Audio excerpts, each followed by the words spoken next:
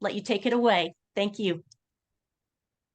Great. Thanks, Sarah. Thanks for having us. Apologies, folks, that we were a few minutes late here getting started. Luckily, we have more than an hour today, so appreciate you all making the time to dig into all of the ins and outs here of implementing licensure at your institution. I'm going to pull up and share the PowerPoint slides here. Just bear with me one moment.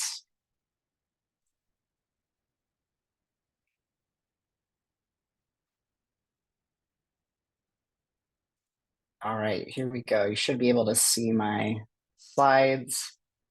Man, if you can just give me a thumbs up. Okay, great. Excellent.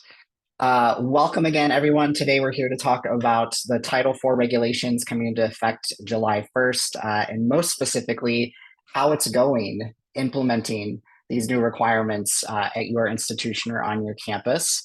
If you don't know me, my name is Chris Mall. I've been working in professional licensure issues in higher education for over 15 years now. I spent most of that time working for a large online for-profit institution called Capella University, located and headquartered in Minneapolis, Minnesota, which is where I met Nan. So we joined forces just over 3 years ago to create Higher Education Licensure Pros. We're a consulting firm who work with institutions all over the country and including some of your institutions and you that are on this call today.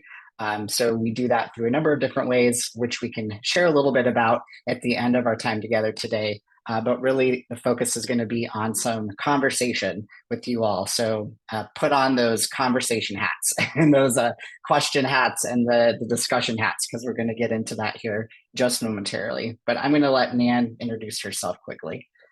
Hi, everyone. Thanks, Chris. Yes, I worked at Capella University. I started out in specialized accreditation, then moved into providing operational support through many different units of the School of Counseling. And prior to working at Capella, which I did from 2010 to 2020, I worked at the University of Minnesota, primarily in the School of Social Work. So last 3.5 years, I've been learning all about licensure research and happy to work with Chris and all of you. So back to you, Chris. And we did want to thank Sarah and MHEC for inviting us to help present and facilitate this conversation we're going to have here together today about implementing these requirements. But first, I just wanted to do an overview of what the requirements are, again, under these upcoming July 1 regulations. I know some of you have seen a larger webinars that I or others have done about these, but wanted to at least give an overview and framework to help us as we dig into some questions and some discussion here today.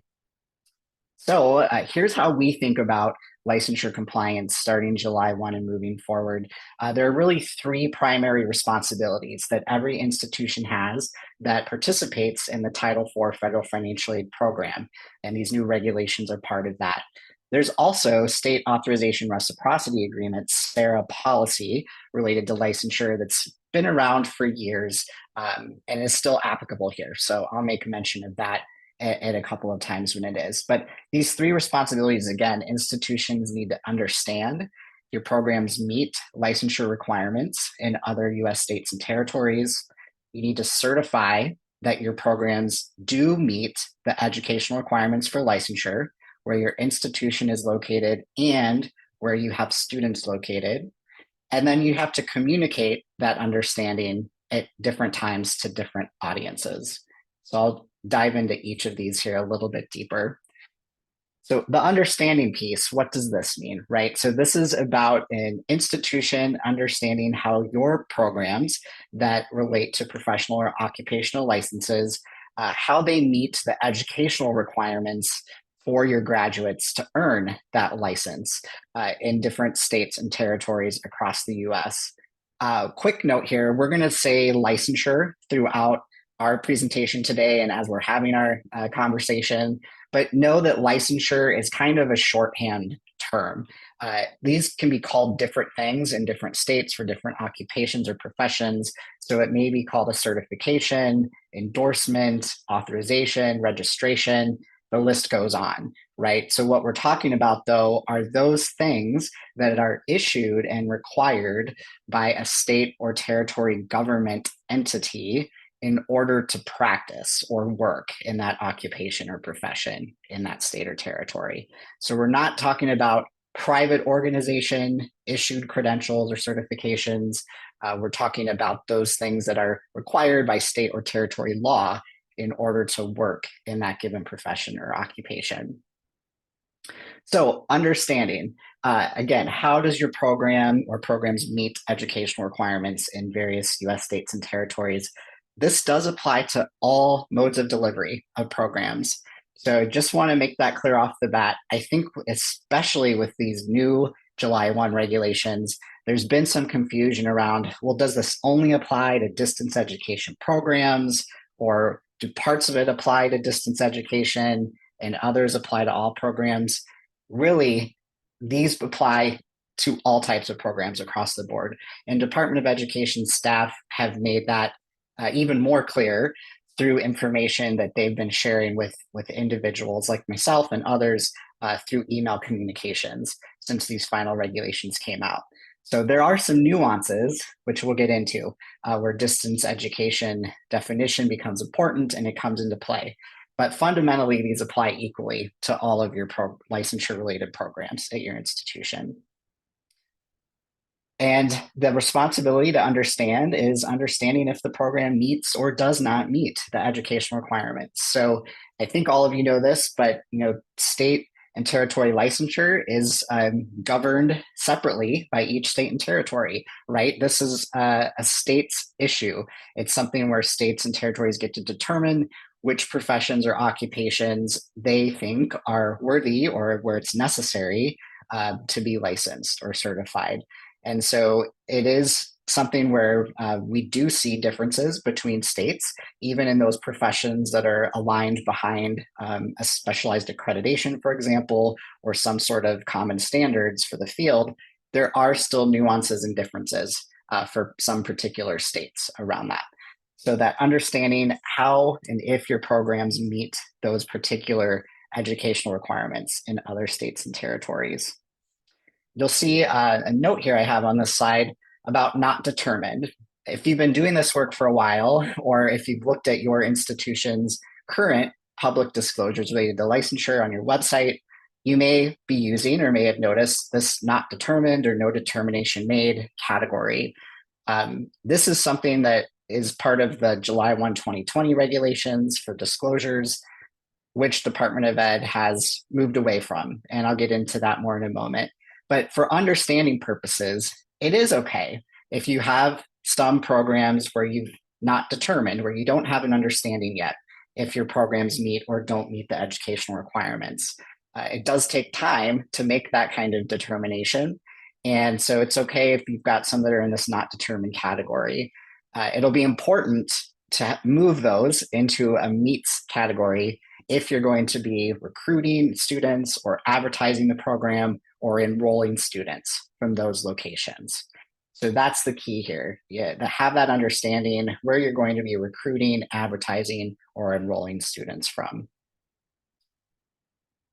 I'm going to move on to certifying, which is the second responsibility. I should have noted that we absolutely welcome questions today. We have lots of time planned for questions, and as I mentioned before, discussion as well. But if you want to ask a question as I'm going now, feel free to jump in. You can do that through the chat, or you can ask that live on your camera or audio, whatever you're most comfortable with. So feel free. Certifying or certification. Certify is the second responsibility for institutions under these new July 1 regulations. So this is going to be done through the Program Participation Agreement, PPA process. The PPA is essentially that master terms and conditions or that master contract that institutions have to agree to in order to participate in the Title IV federal financial aid program. The PPA has been around for a very long time, but what's new is that they've added this requirement specific to licensure-related programs.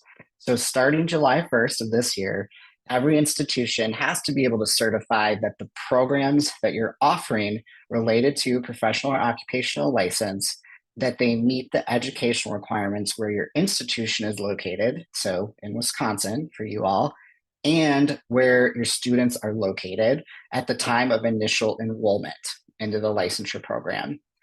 There's this special caveat, which I have in parentheses here, or where that student attests that they're going to be licensed and employed after completing your program. So if they're located in a does not meet or not determined location, you still could be able to enroll them as long as they complete a written attestation that says they're going to seek licensure and employment in a state where the program meets those educational requirements. So important note, right? This is about the ability to enroll.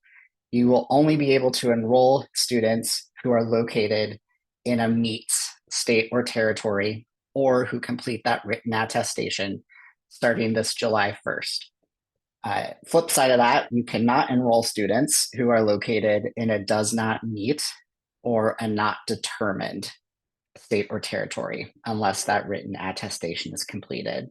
And just a note here, this is really connected to the program's eligibility for Title IV. It's not about the individual student. So I know there's been some confusion around that too. Well, could we still enroll a student if they're just not going to use Title IV funds, but they're located in a does not meet state? That won't work. It's really about this. Every student who is in the program, you have to be able to certify that they're located in a meets state or territory, or you've got that written attestation.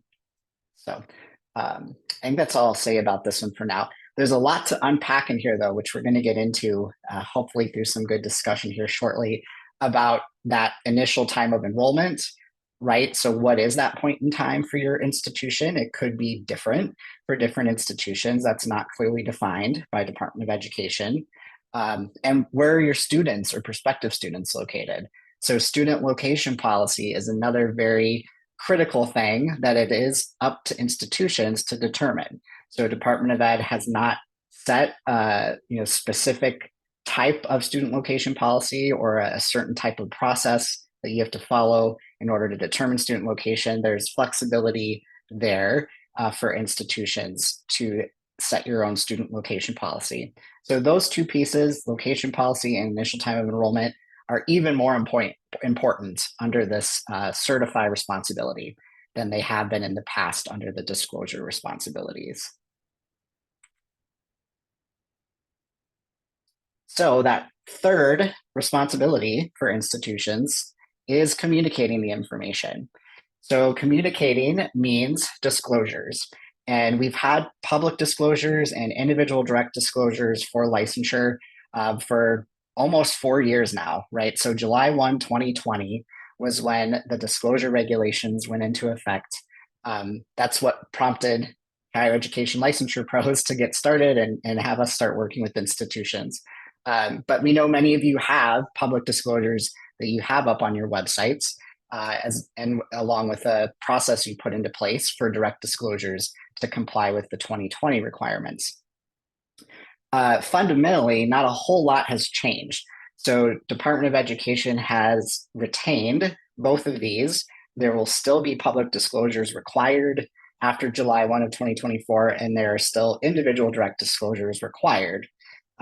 So a few tweaks around exactly what those are, and I'll get into that now. With the public disclosures, what Department of Ed has done is removed the requirement for institutions to disclose those not determined locations. So if you have a list now on your public disclosure site where you have, some states where you meet, some where you don't meet, and then maybe a longer list where you've not determined yet, technically starting July 1, you would not have to include that not determined list. So the new language from department reads that institutions must disclose where you've determined that your programs meet or do not meet the educational requirements. There may be reasons why you want to keep a not determined list on your public disclosures, and we can talk through that together here in a few minutes. But technically, that not determined list is being removed from the public disclosure requirement. But generally, again, you're going to need to be disclosing that the program meets educational requirements wherever you're enrolling students from, so where your students are located, and wherever you might be advertising or recruiting for that particular licensure program. So the advertising and recruiting piece is not in the regulation language itself, but we have been getting consistent information from Department of Education staff, including myself, again, through emails and others I know through emails, where they're indicating that the expectation is institutions are only advertising and recruiting in those locations where they know the program meets educational requirements. So that's a piece to keep in mind that I know I haven't been as focused on because it's not in the regulation, but as more information is trickling out from the department, this seems to be an important consideration for institutions to know about. Yeah, Laura, I see your hand. Go ahead. So Wisconsin has a portal for all online programs across the UW system, the Universities of Wisconsin system. If we have some programs, say in a topic like, I don't know, accounting, well, that's not really some of which meet in a particular state, some of which don't meet. Can we just all we're looking to do is advertise the portal itself, not programs in the portal. Do you see any issues with that? Yeah, that's a good question, Laura. So, because again, this has kind of been trickling out, the sense that I'm getting is that it's really about advertising a particular licensure program. So if it's something more along the lines of generally advertising an institution or your campuses, or as you're saying, you have kind of a portal where you're encouraging people to go to learn more about your campuses and programs, I would not think that would be under the department's concern here. I think it's more, again, about that specific advertising or recruiting for licensure programs in those locations where you don't meet or where you haven't determined yet. But I'm really hopeful that we're going to get some more clarification and additional guidance from Department of Ed on this. They've indicated they'll be releasing some sort of question and answer or FAQ document at some point before July 1st. Unfortunately, don't know exactly when that's going to be. But if it, or I should say when, not if, it's going to come out, right? I'll be an optimist. When it comes out, I'm expecting there to be something about advertising and recruiting in there. So hopefully we'll get a little more details. But for now, I would say really focus on if you've got any efforts for specifically advertising your licensure programs, that's where you should focus your attention rather than the general advertising.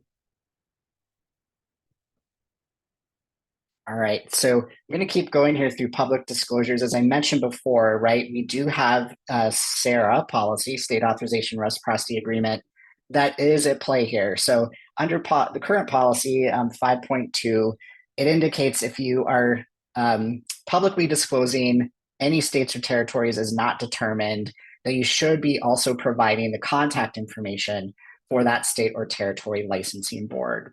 So I just wanted to point this out because, again, it's current policy. It's been applicable since 2020, and it may still be applicable after July 1 if you decide to still list some states or territories as not determined on your public disclosures. Again, you should have board contact information available there as well if you're a SARA participating institution, which I believe you all are who are on this today. So I'm going to keep going. I do want to just say this is through direct message, so I'm not sure, Sarah, Appel, if you saw this. It looks like some folks are having some issues getting in to the session today. So I don't know if there's a way to help facilitate from this end, but that would be great if you could. Yes, I am in the process of working on the back end to get those folks in. Okay, great. Thanks, Sarah. Okay, I'm going to keep going then here through individual direct disclosures, and then we'll open it up for general questions about this stuff. So keep your questions in mind, or go ahead and put them in the chat if you'd rather do that than ask them live. So individual direct disclosures, that is the second most important component here when it comes to communicating this information. Again, really no changes from the current July 1, 2020 version of the regulations from Department of Ed. So we still have direct disclosures that are required prior to a student's initial enrollment in that licensure program if they are located in a not determined or a does not meet or territory. So this is exactly the same language, the same regulation that we have in the 2024 version with the not determined or does not meet state or territory. Just as a side note, those prospective students or students would need to have gone through your written attestation process in order to enroll, because again, under the new July 1 requirements, you can only enroll students if they're located in a meets state or territory, or if you have that written attestation from that student that indicates they will be seeking a license in employment in a meet state instead after they graduate. And then for your current students, again, same as the 2020 version, you'll have 14 calendar days from becoming aware of a change if that student is in a does not meet location. So this could be because the student themselves moves and they are now located in a does not meet state or territory, or if something changes with the state's requirements for licensure, or something changes about your program and you no longer meet those educational requirements in the state or territory, you would need to make all of those current students aware within 14 calendar days. And you'll notice for both of these, right, it's all connected back to student location.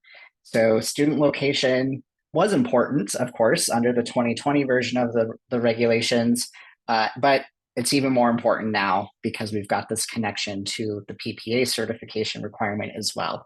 So your student location policy, many of you have had one in place specifically for licensure purposes since 2020 that has helped guide these individual direct disclosures and the process around that. You'll want to take a fresh look at that if you haven't already in light of the 2024 requirements and see if there are anything that would need to be updated or changed, keeping in mind that certify responsibility, which is new. All right, so I'm going to look at the chat first for questions. And I know that was a pretty short summary. Happy to answer questions or to go into more detail, but we did want to reserve a lot of time today to really dig in as a group into some discussion here about all of these topics or any of these topics. So I see we have a question in the chat from Jody. Are there any specific instructions for institutions that have new programs that are in candidacy with national accreditors? That is a great question, Jody. I'm guessing that could be related to a couple of things here. So in addition to the licensure regulations, as part of the same regulation change that's becoming effective July 1 in 2024, that PPA certification responsibility, institutions also have to be certifying that you hold any required accreditations for your program. So if this might be part of your question or consideration, Jody, if that's the case, I'd encourage you to look a little more closely at that. But it is about, does the program have any required accreditations for that state? And again, is tied into that student's location. So that's an important piece. But the licensure outcome in particular, right? Oftentimes licensure is tied to a program holding specialized accreditation. And so if the program is not fully accredited yet, but it is in the process, so that might be called candidacy or something else with different accreditors, what does that mean for students in those locations that would require accreditation? This is going to actually boil down to the particular license type and the particular state or territory. So just as an example, social work is one that we have some familiarity with, where we know that there are some states that do not accept graduates of programs that only hold candidacy status from CSWE. So there are some states out there that require someone graduates from a fully accredited CSWE program. So that has to be fully accredited at the time that they graduate. Otherwise, they're not eligible for a license, so they don't meet the educational requirements. So it is going to depend, again, on the particular license type, and then each individual state and territory can set their own kind of standards around it. But if you have if it's, social work, if it's CSWE accreditation, I will say, Jody, you're going to have some states where your in-candidacy program does not meet the educational requirements for licensure. So you would have to indicate that as does not meet in your disclosures, and you would not be able to enroll students located in those states unless they sign a written attestation that they're going to seek licensure and employment in a meets state or territory after graduating.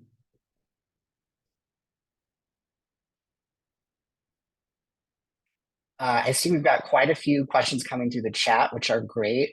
Nan, I'm wondering if you want to help kind of read through those. I'll just go to the next one, and then maybe if there's some similarities, in questions, we can kind of tackle them together.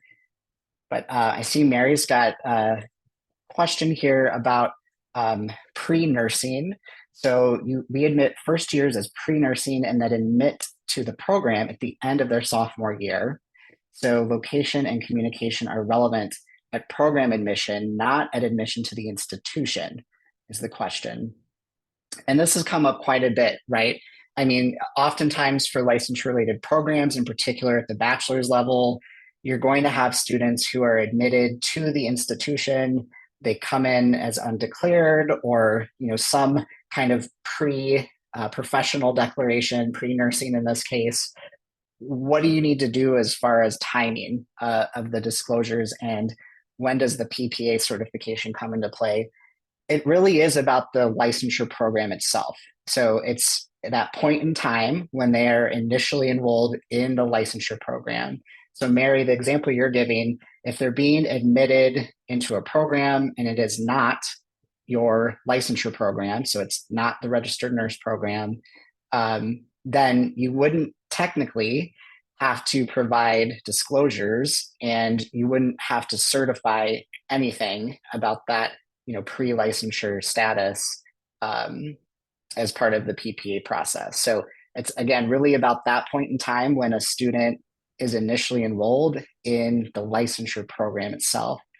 I will say kind of a big consideration here, though, is you don't want to end up with scenarios where you have a bunch of students who have been admitted to your institution with the plan that they're going to be enrolling in your nursing program, and they're living in a does not meet state, right? That's not going to be a good experience for them or for your institution.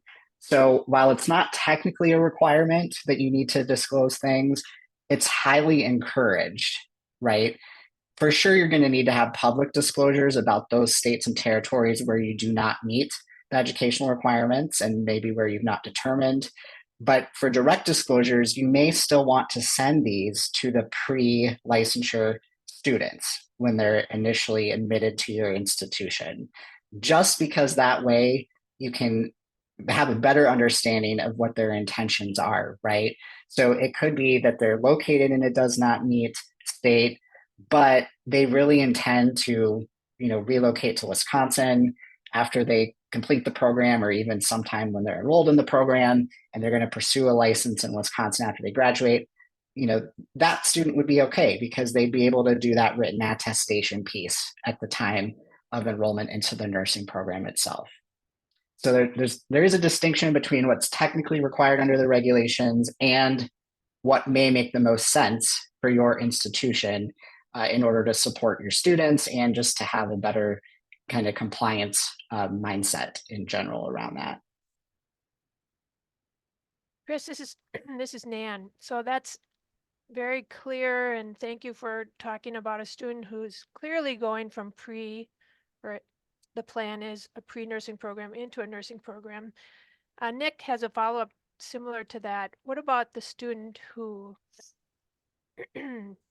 what certification, I'm just going to read it. What certification or communication is needed for students who change majors into a licensure program?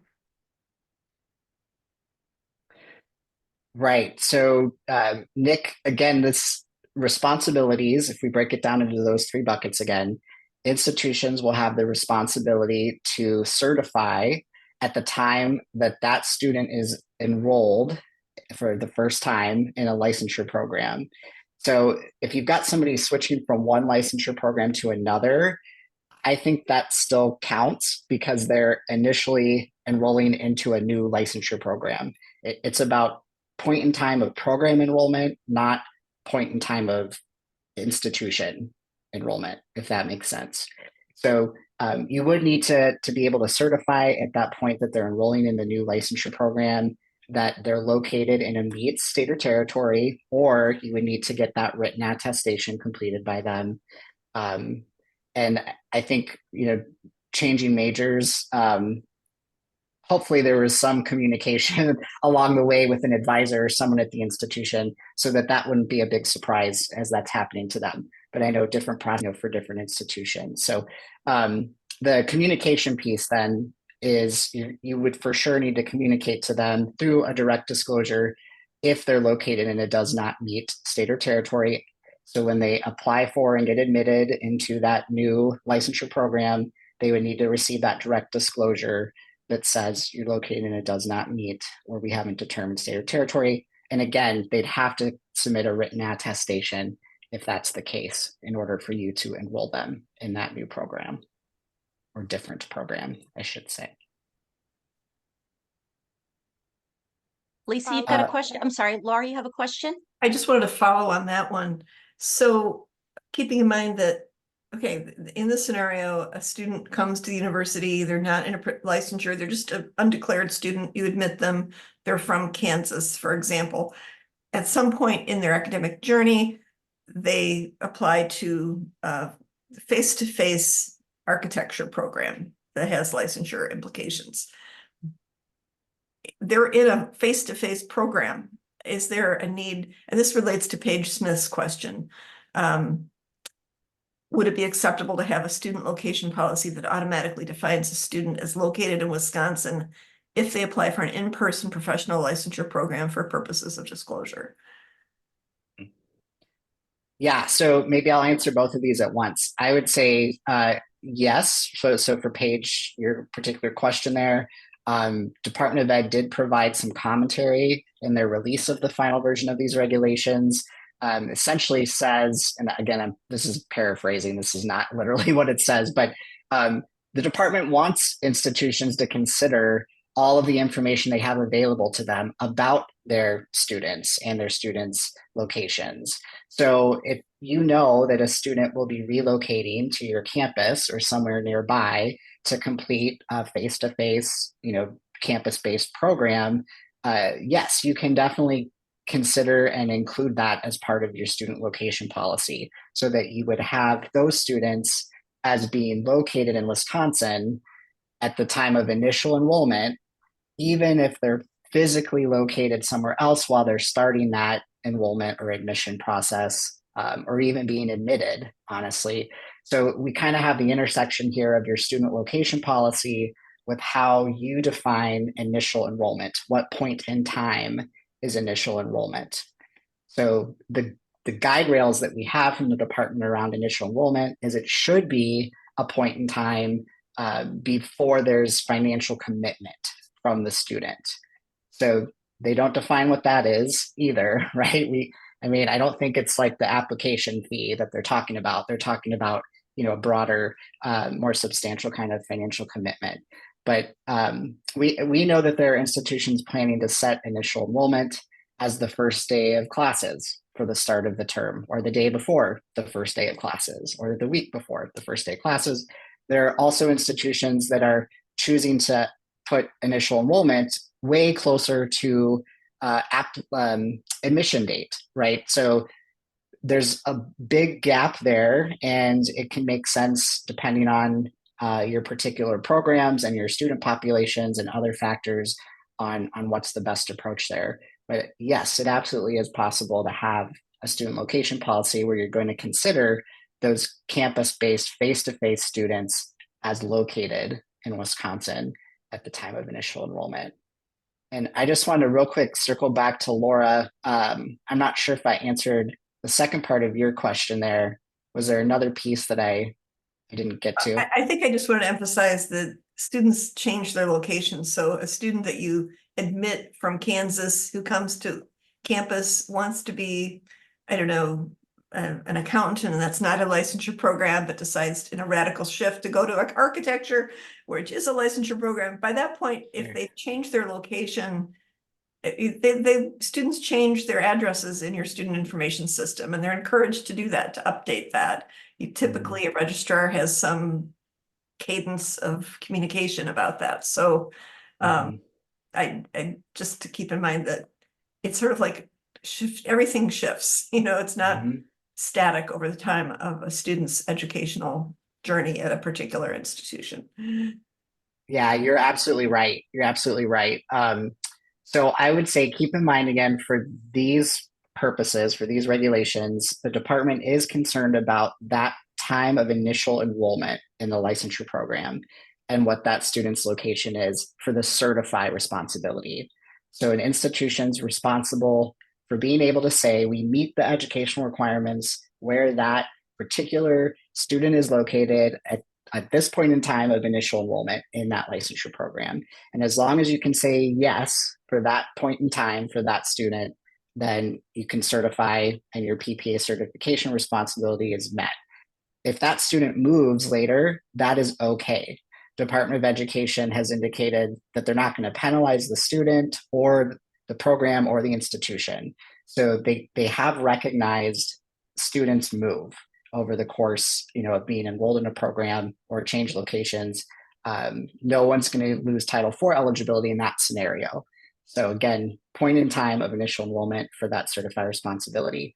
The communicating responsibility is an ongoing responsibility, right? So with those direct disclosures, if you have a student who does move to a does not meet location, or your example, Laura, they're enrolled in some non-licensure program and then they change their major and now they are in or want to be in a licensure program. Well, at that point in time, you're going to have the certified responsibility kick in because it's a program, and you'll have the direct disclosure kick in. If that same student then moves again, right? So they're in your architecture licensure program, you've sent them a disclosure if needed, they've done the written attestation, you've enrolled them, they move again to another does not meet state, you'd have to send them that disclosure again for that new does not meet location.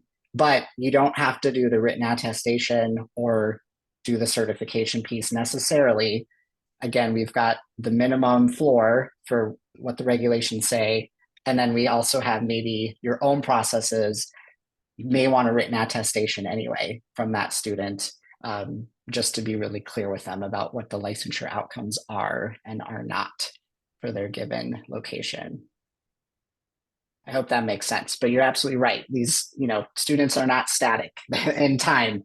They definitely move. So we have a little bit of acknowledgement of that from the department, which is good, but it still obviously gets very messy when you're trying to factor that in. And your student location policy may be tied directly to their actual, mailing address or temporary or permanent address. It may not be necessarily directly tied. So that's another factor to keep in mind too. Is there different ways to set up your policy and what things it's looking at in order to dictate your students' locations or changes in location? Chris, Paige has a follow-up question, but first let me ask, Laura, your hand is still up. Did you have a follow-up? No, sorry about that. That's all right. Just wanted to check. And also, I'll talk about Paige's question, but Jacob and Sandy, then we'll go back to you. But Paige brings up another interesting component, and that really signifies how you're crossing different systems within your institution. If we have the admission form that indicates the student is actually located in a does not meet state, does that change your guidance, Chris? So I'll just see if I get this right. You've got information that you're taking in from that student as far as like physical address at the time that they're applying for admission, and that physical address would be a does not meet state. Is that what you're getting at, Paige? Yes, so I think and again, this is focused on trying to be sure that our student location policies not only meet the requirements of the federal rule, but also, are manageable for our universities as we continue down this road. So if we have our policy, and again, trying to decide, do we change it to say that a student's location would be determined to be in Wisconsin if they are applying for an in-person, face-to-face professional licensure program? So if our policy says that definition of their location will be Wisconsin because they've applied to an in-person, just like my previous question. So if the answer was yes, that would be acceptable because we're assuming that they must be either residing in Wisconsin and or they would be moving to Wisconsin for that face-to-face.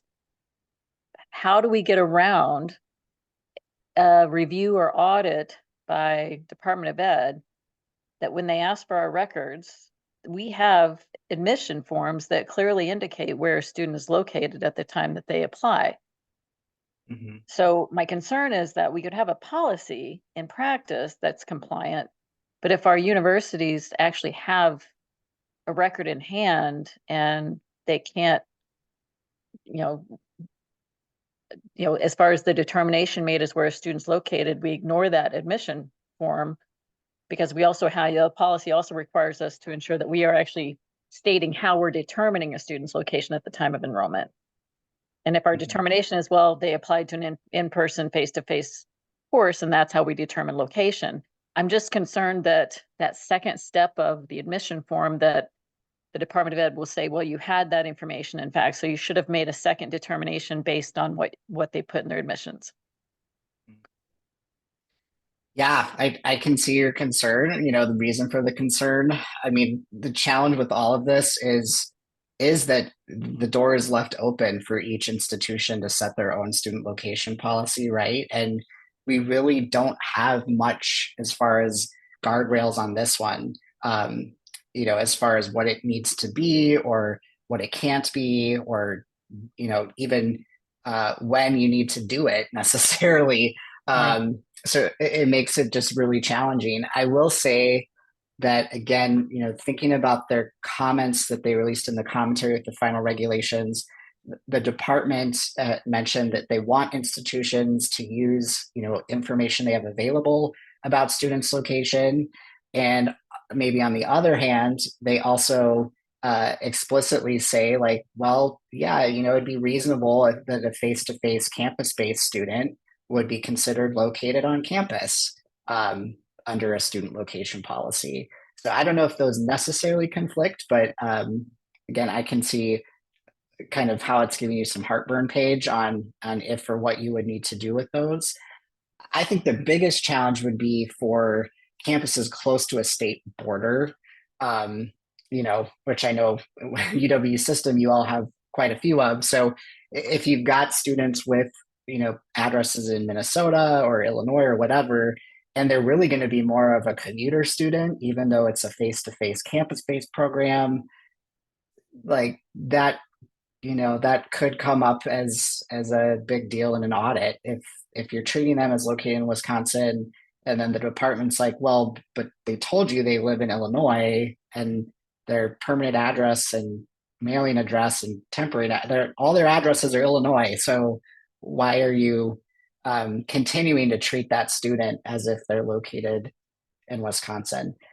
So I don't have an answer, obviously, but I think maybe it is important to think about, especially again for those scenarios where you could have commuter students at play across the state border. That could raise some potential flags. Right, and we just don't want to be the first example of the Department of Ed coming in, and I would prefer not to be that first example of them digging in. So yeah, I know, I hear that. I think biggest thing with really any type of compliance we're talking about, right, is you want to have a formal written policy in place and procedures that are clearly documented. even better if you can have, rationale for why that's the policy. So having as much as you can in writing to support that, and maybe even acknowledging some of those outlined scenarios that you're going to treat a little bit differently, or if you're going to have different populations of students that are treated a little bit differently even within a face-to-face program. I don't think that there's anything in the regulations that would prohibit an institution from doing that, as long as, again, it's clear in your policy how you're treating those different types of students, and why they're being treated a little bit differently. I think that would still be a defensible policy. Thank you. Tom, you have your hand up, and is it? Yeah, I was just going to say, does it give us a little bit of leverage in that scenario Paige was talking about if we were to provide direct disclosures on inquiry about our programs, but then not require any attestations, not require any further direct disclosures, but just the initial disclosure into inquiry about the program. So, like, Tom, what you're saying is send a direct disclosure for, let's just say, Illinois in this case. So you have a student who's located there. They're going to be coming on campus to do a program in Wisconsin somewhere, but they're located in Illinois. That's where they live. They're going to continue to plan to live there through the program. If you would send them a disclosure with the Illinois information, and then that's it. I guess, Yeah, question to you. And then they fall into that well-crafted location policy, which indicates if you're on campus, you are located in Wisconsin. So that now they fall under that. And even if, to go back to Paige's second question that I'm not sure was addressed, at least not completely, even if they were, as an on-campus student, to take one online course during their first term, and we consider them located in Wisconsin per policy, wouldn't that, couldn't that be argued as fully complying with the federal regs? Yeah, so I guess kind of your first thought about sending disclosures, if the disclosures are only going out to students located in does not meet or not determined states or territories,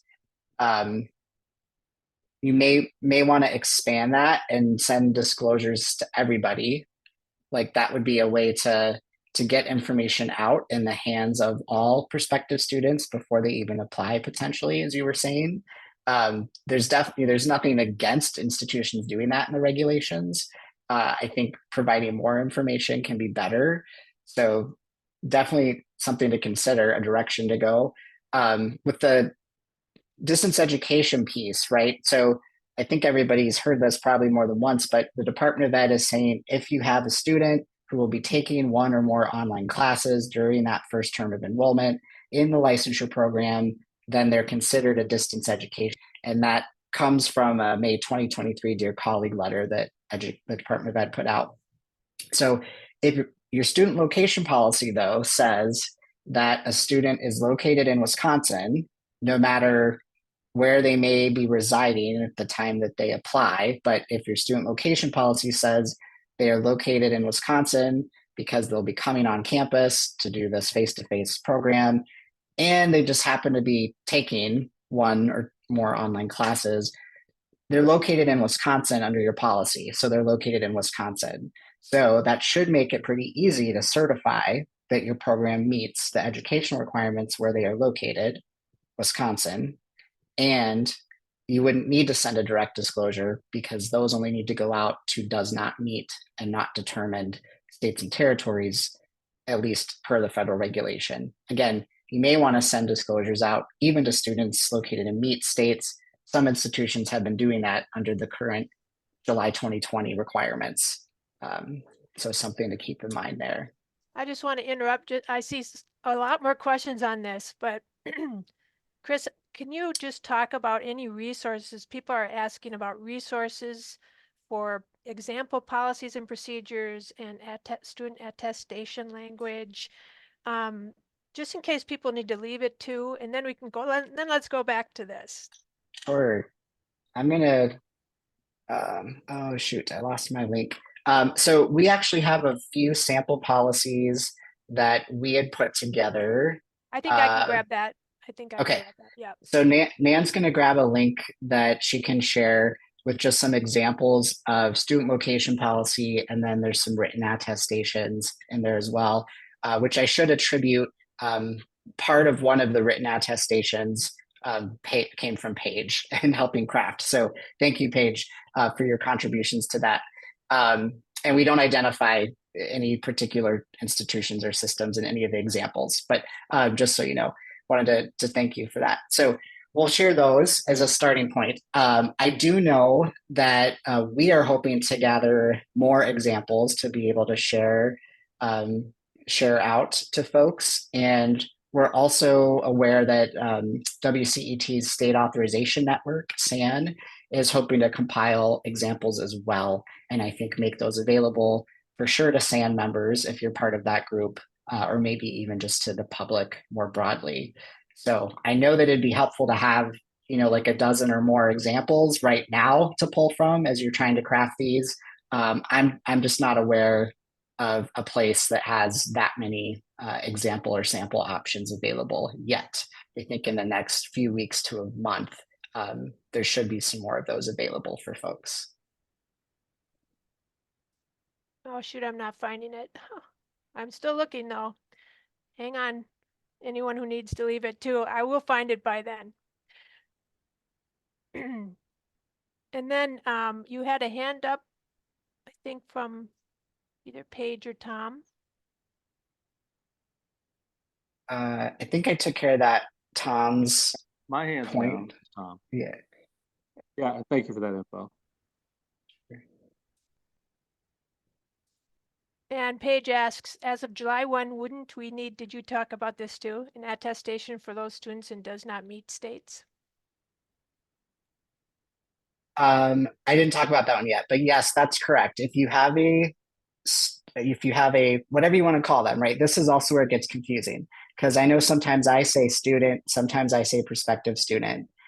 But if you have someone who is being initially enrolled into a licensure program and they are located per your student location policy and it does not meet state or territory, the only way that you can enroll them is if they complete a written attestation that says, I'm going to seek licensure and employment in this particular meets state, could be Wisconsin or any other state or territory where you've determined your program meets after completing the program.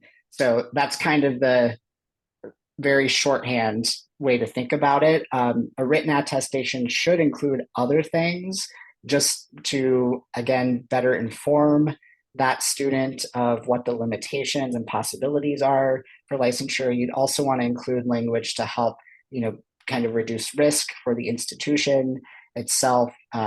So there, again, it's the sample. I'm actually just finding it right now. So I'm going to copy this link. Hang on one second. Chris, you are better at multitasking than I am. Good job. Well, some days are better than others. So hopefully that takes you to the right one. And Chris, if I could just real quickly, and I apologize, I do have to run off at 2. I think my question was tied to your response to Tom Dye about if they just did direct disclosures. Because if you just do direct disclosures, but the student in Illinois, and in fact, Illinois does not meet state for purposes of that particular program, my concern is that as of July 1, that direct disclosure wouldn't be enough for purposes of compliance because we also would have to have an attestation. Is that correct?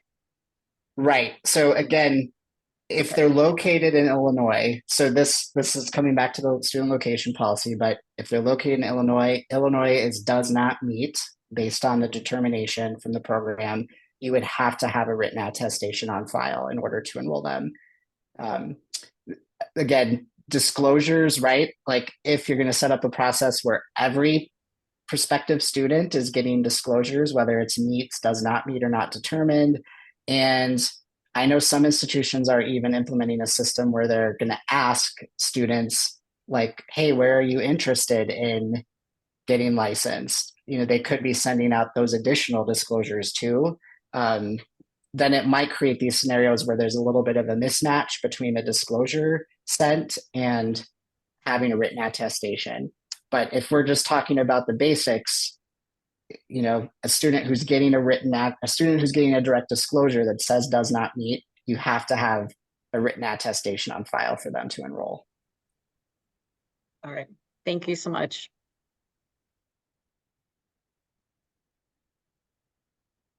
Okay, let's go back to Sandy. Oh, am I on mute? No, okay. Can you speak some to teacher education programs? Are these affected as each state differs so dramatically with requirements to teach in a state? All right. Yeah, let's talk about teacher. Let's talk about teachers. I'm sure many of you on the line have teacher preparation programs or different educator preparation programs. So I think one thing to note, right, is in teachers and for other K-12 educators, we have this agreement, the NASDAQ Interstate Agreement, which you might have heard of.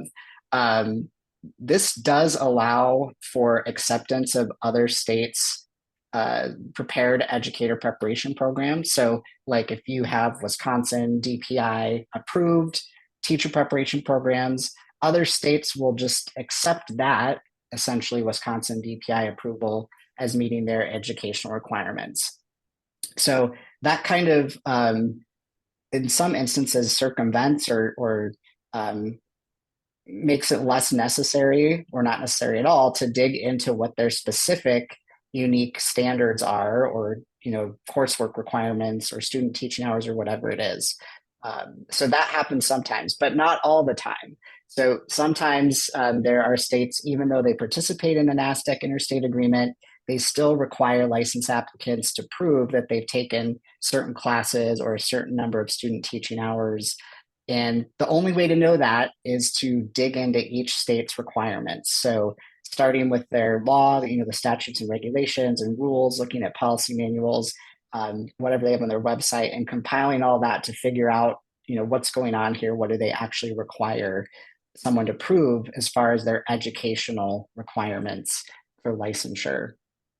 So I think that's important to keep in mind, that we've got this nice interstate agreement, which is helpful in a lot of ways, but it doesn't solve all of those issues. You will need to dig into your unique program's curriculum and compare that to certain state requirements.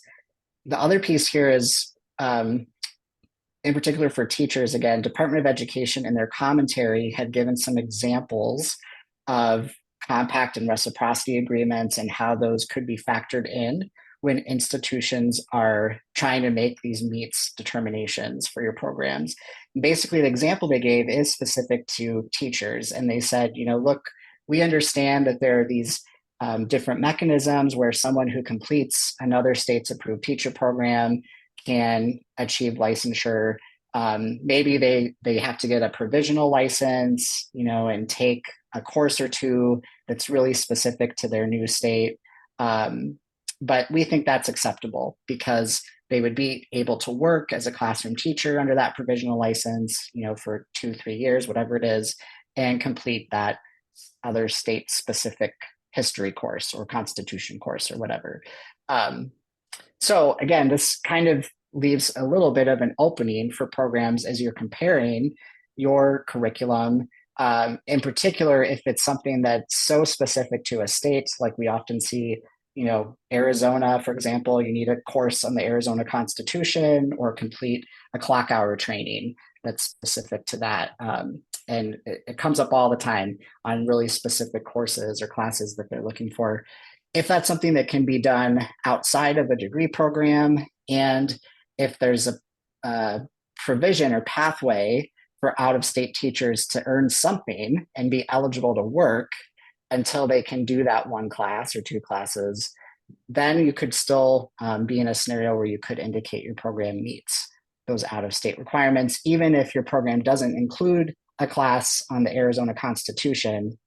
I think Department of Ed has left the door open a crack to say, yes, they could still say meets in that scenario.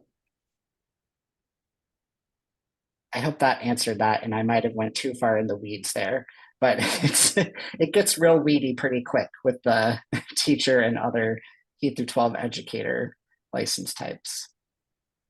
Sandy or others, let us know if you have any confusion or want to follow up on that. Otherwise, I think we addressed all the questions in the chat. So we do have some time left if you want to post any others in the chat or raise your hand. Here's one from Tom and Jeff. So let's go with Tom's. And oh, goodness sakes, excellent. Okay. From Tom, should we provide new disclosures to our current students from not determined states when those states suddenly become does not meet states? Or do our previous disclosures cover us with those current students? Yeah, good question, Tom. So under the July 1 version of these regulations, you would need to send a direct disclosure to all current students if it becomes a does not meet situation. So that's clear. I think your question is, what do we do with people if they are currently located and it does not meet or not determined? Do we need to send them another updated, essentially an updated disclosure after July 1? I don't think the regulation says that you need to do that. Again, would you maybe want to do that just as kind of a better practice, and maybe to help reduce some risk for your institution? Yes, you may want to do that, but the regulation itself doesn't say that all current students, need to receive a new direct disclosure on July 1 this year. If you're not sure if they ever got one in the first place, then I would say yes, you should definitely plan to send it. But if you've had a process in place and you know that those current students located in does not meet or not determined that they've received a direct disclosure already, there's nothing where you absolutely need to send them another one this July.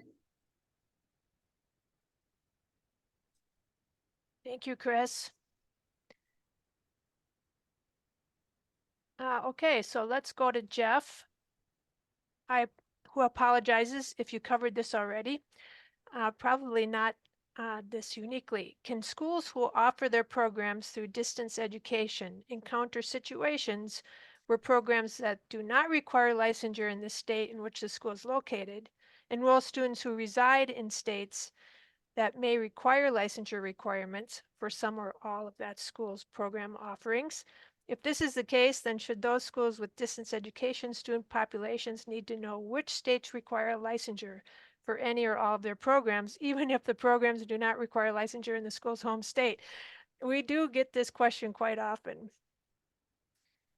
Yeah, so I'll say, Jeff, my opinion on this, and again, my opinion and not legal advice, nothing today is legal advice. So my opinion is that yes, you should still understand how that program meets licensure requirements in other states and territories, even if your state, so even if Wisconsin doesn't license that particular profession, if it's being licensed in other states and territories and you're actively advertising, recruiting, or enrolling in those states, you should understand what those requirements are and if your program meets them or not. I know this one is tricky. I can definitely see the flip side of it, right? If you haven't designed the program to meet licensure requirements in Wisconsin, if you're not advertising it as meeting licensure requirements anywhere, then an institution could just say this is not a licensure program and not included on your list, which means you don't have to certify through PPA and you would not be responsible for disclosures if it's not a licensure program. But my opinion is really to err more on the side of caution, probably, in particular for distance programs, which is what your question was about. For distance programs, enrolling students from those other states, and there's a license out there in those other states, you should know about it and know that your program meets it. Or if you don't meet it, you would be running the risk of not satisfying that PPA certification requirement, and that could be some major issues from Department of Ed in the future. Thanks, Chris. Cheryl, I'm going to put a hold on yours for a moment and go to one that's more of a follow-up.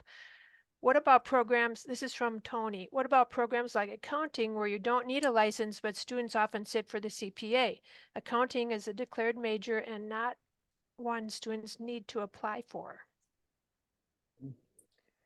Yeah, accounting is one of those that's probably nobody's favorite program anymore because of the complications, especially with these new July 1 requirements, right? So, Tony, what I would say is what we've seen for most institutions, if you're offering a bachelor's program in accounting, that's not going to satisfy the educational requirements for a CPA license in any US state or territory, including Wisconsin.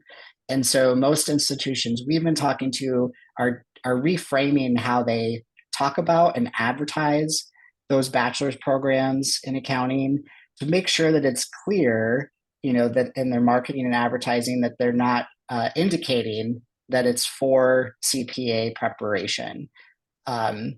Because it's not, it can't be. They're typically 120 semester credits, or something around there, and it's not going to get the 150 semester credits that are needed to qualify to be licensed as a CPA in states. So that's kind of the first step there. If it's a graduate degree that has been designed to help prepare people for the CPA, we know that there are institutions that are still considering these as licensure programs, and I think rightfully so in those scenarios. The challenge with that is, again, that master's degree itself is not going to be 150 semester credits. And so some institutions have set up their admission standards. So people who are applying for that graduate degree, they have to have certain courses as part of their bachelor's degree in order to qualify. That's allowing them to actually be able to make the determinations in states because they know what curriculum, what classes that student's coming into the graduate program with. They know what their graduate program includes, and they can then go on to assess how the combination of those things meets or doesn't meet a particular state's or territory's requirements for the CPA. So in those cases, they would still be talking about that graduate degree as preparing people for CPA license. The other part of your question, I think that I'm reading is like maybe this idea of, well, is a license even needed with accounting? Like you can be an accountant and not be a CPA, right? So this has come up quite a bit too. I know recently, again, the big thing is, how has that program been designed and how is it being advertised? I think it's a little bit disingenuous to take a program that historically has been really built around CPA preparation and advertised in that way and just say, well, you don't have to have a CPA license to be an accountant. So we're just, we're going to just say this isn't a licensure program. If the program already was focused on other aspects of accounting and not just the functions of a CPA or that career outcome as a CPA, then it seems to me a little more palatable to say, well, our accounting program really isn't necessarily about CPA. But the fact is, to be a CPA, right, you need to have a license in every state. You cannot serve as a CPA without having that license. You can do other things in accounting, but you can't be a CPA. So it's really, again, how is the program designed? How is it being advertised? Watch for things like talking about particular career outcomes on websites or particular, functions or roles that you can serve while having that degree. So I hope, again, that makes sense. I probably went into the weeds a little bit too much, but we do keep getting questions about that. Engineering is another one we keep getting questions about. Well, somebody can be an engineer. You don't have to have a license to be an engineer. Okay, maybe that's true. But again, how have your programs been designed? How have they been advertised and marketed? Historically, what would your current students say if you ask them? Like, oh, are you planning to get licensed as an accountant or an engineer? I mean, I think institutions really have to think through all those things before you would decide to just declassify one of these programs so that it's not a licensure program anymore. Thanks, Chris. I have another follow-up question to this area that you're addressing right now, but I do want to leave at least a few minutes toward the end of 2:30 when we get before 2:30 to get to Cheryl's question. If not for anything else, it's a bit off topic to try and direct her to resources. But first from Jacob. I'm one of the technical colleges in Wisconsin. Is there any consensus of which programs lead to professional licensure in my state? This is another common question we get. He is reviewing their original list, and the college, he thinks, erred on the side of being overly broad. Mm. Yeah, so unfortunately, Jacob, I don't know of a nice, single source where it lists every license that's available in Wisconsin or in any other state or across the nation. So that doesn't exist yet. There are some resources available, though, what we can make sure that you get. If we can't find them here quickly and put them in the chat, we'll get them to you, get them to everybody afterwards. But that you can do some research yourself and kind of dig into what's required as far as licenses in Wisconsin or other states where you could be enrolling students from. So it really is taking a look at all the various professional licensing boards and agencies and entities in the state to see what each one requires. So we'll try to get you some resources, but I'm not aware of a nice single list for Wisconsin or any other state where that's been compiled into an easily findable and digestible resource yet. Thanks. I see Tina put a note in the chat, Jacob, if you wanted to connect with her and talk about the process they've been using to narrow down their list. Great. Thanks, Tina. I put in career stop. None of these are really going to be clearly telling you whether or not it's a program that leads to licensure, but these, and I'll put a few more in there, pretty good lists. Okay, so let's go to Cheryl's. Much discussion has rightfully focused on licensure, attestation, etc. during this time. However, we have not touched on the question of closure protection. She's less concerned about the basics of that than she is about higher level protections like surety bonds and whether they can admit students from states that require such a bond. That's interesting. Will we have to start checking closure requirements for each state, or are we protected from this particular clause by our participation in SARA? I'm actually going to see if Sarah Appel, if you had anything you wanted to share related to this. This is definitely outside of my main focus area, but I do know these are all critical issues that everyone's thinking about, in particular related to state authorization. And if you were following along with the last round of negotiated rulemaking, Department of Education had proposed making some significant changes around state authorization that would impact these things, like having to have tuition refunds, surety bonds, specific processes that are unique to different states, which today would be covered under participation in SARA, the State Authorization Reciprocity Agreement. But potentially, again, under the department's proposals, could change some of those things. Nothing was finalized in negotiated rulemaking, nothing came to consensus, which means Department of Education could put out some version of what they proposed or something completely different whenever they should or if release those in the future. But do you have anything you wanted to add to that, Sarah? I know that NC SARA is working with the regional compacts. They've got a survey out for the state portal entities as well as regulators, and they are wanting that feedback in order to move forward with recommendations directly to the Department of Ed as these issues get closer and closer to having the Department of Ed give us guidance or rules on them. Right now, I don't have anything to report on this, but I do have your question written down. I'm going to reach out to Jeannie Yaki-Fine, who is the general counsel there at NC SARA, and see where they are on this issue. So thank you for the great question, and I'll be sure to follow up with you. Great, thanks, Sarah.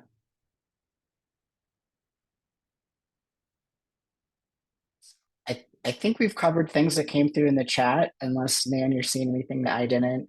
Thanks for, go ahead. Cheryl and I just put a lot of links in there. There are quite a few places to look at for programs leading to licensure, possibly.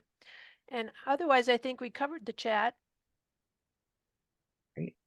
We do have some time left, so if there are other questions, feel free to put them in the chat. I also have some questions I could ask you all if you wanted to spend a few more minutes. We do have one in the chat. Okay, so from Tony. To be licensed in some states, there seems to be two pieces, the educational requirements or classes, and maybe professional hours or experience. If we meet the educational but not the experience hours, I think I'm saying that right, Tony, do we have to say we don't meet? Mm-hmm. Yeah, good question, Tony. So what you want to be focused on is what's required to be part of a educational program, right? So in some instances, there will be some sort of supervised experience or hours, right? It could be called a practicum or internship or student teaching or clinical experience, those kind of work experience hours. If it's that component that needs to be part of an educational program, then yes, it would need to be included in your program in order for you to say meets. But there are professions where there's a separate kind of work or experience requirement outside of an educational program. In those instances, you don't need to meet it. It wouldn't make sense for your program to include it because it's something that happens outside of the educational program itself. So if you had like, I'm trying to think of examples right off the top of my head, but like addiction counseling or alcohol and drug counseling is one of the messier ones because some states give options where, you know, if you complete a bachelor's program, then you need X number of work hours. If you complete a master's program, then it's less number of hours. Those are the ones that get a little messy because it's an option. Like someone could include some of those or all of those hours in a degree program, or you don't have to. You could do them all outside of it. But in general, that's what to keep in mind is, does that state or territory require those work or experience hours to be part of the educational program, or is it a distinct separate requirement? Usually can figure that out from reading through the law and administrative regulations, but it takes, for me anyway, a lot of reading and rereading to try and determine that. So it's usually in there though. Sandy, you have a question. Yes, thank you. You know, there's a practicality to this, that there's only so many hours in a day and so many people we have to do this too. So as we're digging in some of the programs and we just cannot determine for sure if our program meets or not, do we just say, would you recommend just saying does not meet and be it, or do we just not list those and just say it's not determined, or what's, because I know, you know, I mean, there's 50 some plus states and it's, you know, pretty difficult to do. So I'm just thinking practically. So any thoughts on that? Yeah. That's definitely a fair question, Sandy, and I think something everyone's probably struggling with the sheer amount of work and the limit of hours in each day, right? And limit of people to get it done. So I guess the short answer is, if you want to be enrolling students located in one of those states, you would need to be able to say you meet the educational requirements. So that's kind of the first premise. If you're not enrolling students located there, and if you're not advertising or recruiting for that licensure program in that state, then it would really be okay to leave it as undetermined if you can't determine it, right? So you've kind of gone through some process and you just can't figure out if it actually meets or doesn't meet, it's truly undetermined, you could leave it as undetermined. It would not technically need to be disclosed on your public disclosures. You would need to send out a direct disclosure to any prospective student before initial enrollment. And again, they would then have to go through the attestation process. But I'd say you could leave it undetermined. You could also put it in does not meet. It seems a little bit weird if you're really not sure, but putting it in does not meet is going to send a signal to prospective students that, this probably isn't the right program for them, which I think would be meeting the spirit of Department of Education's regulations here, right? They want to make sure students are getting enrolled in a program that's going to help them meet their career outcomes and be employed and be able to pay back their student loans at the end of the day. So it could go either way, does not meet or not determined. But if you're planning to enroll students located there, you have to know that you meet or get that written attestation from them.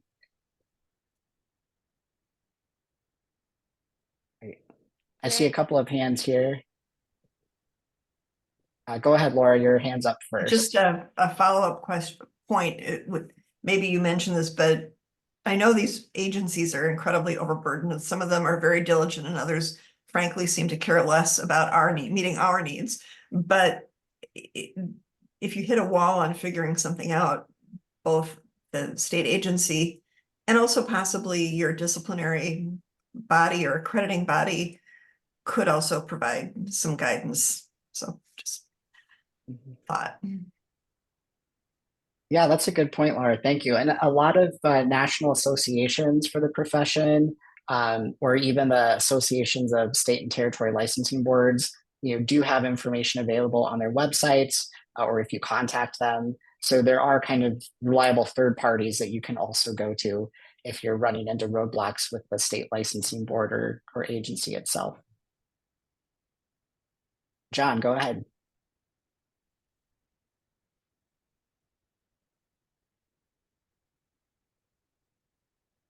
John, are you on mute?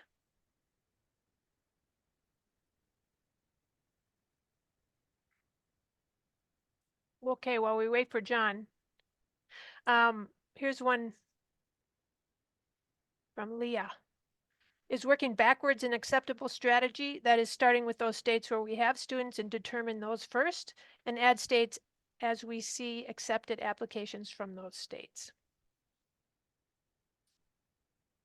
Well, Leah, I think again, given the realities of limited resources and time, that probably is a good strategy to start with where you've got students currently located. I think the one piece that gives me pause as add states as we see accepted applications from those states. So you could get into a little bit of a pickle with that. Again, with the recruiting and advertising piece for licensure programs. So if you're really not recruiting or advertising in those states and you just happen to get, some people applying, you'd probably be okay there. But if you've done any sort of specific advertising or recruiting for that licensure program, again, Department of Education is expecting that your program meets the educational requirements there. Before you would be doing that advertising or recruiting for that licensure program. So I hope that helps. But in general, I do think prioritizing the research and comparison, focusing on where you've got current students located, makes a lot of sense to try to tackle those first and get those nailed down as meets states. John, I think you tried again. I did indeed. Okay. My question is about the efficacy of using the third-party licensures, national accreditors for some of these programs as a way of saying that our program would meet or not meet. ASIN, for example, all the nurses, they all take the ASIN examination to be approved to be nurses. Is that a good enough? John, Sorry. Go ahead, Nan. Are you talking about athletic trainer for ASCEND? No, am I- ASIN, oh. ASIN for registered nurses. Oh, oh, sorry. Go ahead, Chris. Yeah, I was just going to say, I wish it was, John, but unfortunately it's not. It's not enough to rely on the eligibility to sit for a licensing exam. You do need to compare your particular program and the curriculum with state and territories' unique requirements. So even in nursing, we see some states have a very particular set of content or courses or practicum or supervised experience hours that they want to see within a program in order to qualify someone for the license itself. So being eligible to sit for the licensing exam does not always equate to being eligible for the license at the end of the day. All right, thank you. We're at the bottom of the hour. Tom has a question. I don't know if we can get to it. Sarah, what do you think? Let's go ahead and finish that one. And I just wanted to thank all of you for joining us today. My sincerest apologies for the technology hiccup with the meeting and the invitation. I appreciate it. This session's been recorded and we'll take a look at the questions and the answers and provide those in writing for you. So you've got those on hand. But I will let you finish that one last question, Nan. Thank you so much. Okay, when we need to send a direct disclosure to someone in a state where we don't meet the requirements or we're not sure, can we in the disclosure simply list the states where we know we lead to licensure? Well, I think the short answer, Tom, is that you do need to specifically say in the direct disclosure that that student is located and it does not meet or a not determined state or territory. So you could provide additional information. Again, you could direct them to your public disclosure page where you're listing those meets and does not meet and maybe not determined states. But you would need to explicitly say, hey, student, you are located in a does not meet state. So we'll leave it at that for today. Yeah, thank you all again for participating, and thank you, Sarah and MHEC, for having us here today. Thank you. Bye-bye. Bye, everyone. Take care.